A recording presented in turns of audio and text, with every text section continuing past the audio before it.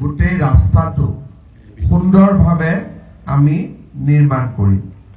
আজি মই আপোনালোকক জনাবলৈ পাই ভাল পাইছো যে বিছমুৰীৰ পৰা সৰলপাৰালৈ এই গোটেই ৰাস্তাটো বনাবৰ বাবে আমাৰ লোক নিৰ্মাণ বিভাগে ২৭ কোটি টকা খৰচ কৰি এই ৰাস্তাটো পুনৰ নিৰ্মাণ কৰিব।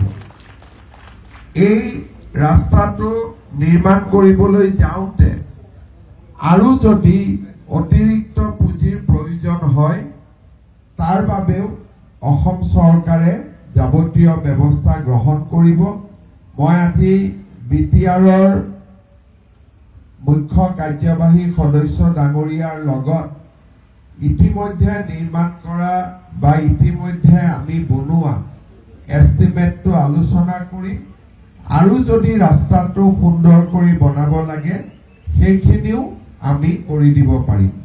বৰ্তমান পৰ্যায়ত আমি আশা কৰিছো যে অহা ১.৫ বছৰৰ পৰা ১২ মাহৰ পৰা ১৮ মাহৰ ভিতৰত সৰলপাৰালৈকে যাতায়াত একেবাৰে সহজ হৈ যাব আৰু আপোনালোকৰ তাত আহি ৰাস্তাটো শেষ হোৱাৰ পিছত এদিন আপোনালোকৰ তাতে আহি ভাত পানী খাইও আমি একেলগে অলপ সময়ও আমি নিশ্চয় খৰচ কৰিম।